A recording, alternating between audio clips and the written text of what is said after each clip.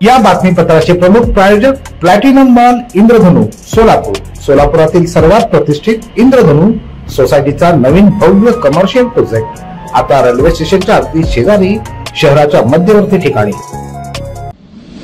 दर्शक हो, आता पाहूयात एक सविस्तर बातमी।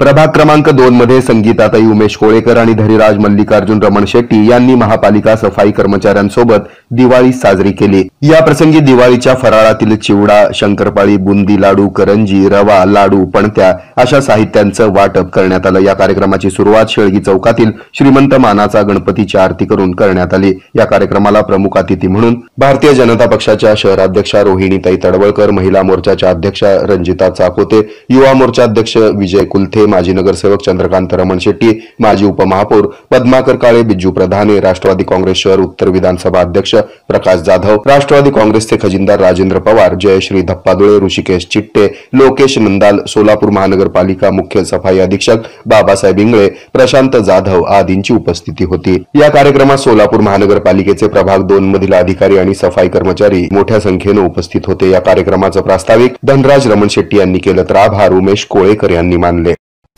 हे आहे मेट्रोकास्ट केबल नेटवर्क आणि आपण पाहत आहात द न्यूज प्लस बरच काही।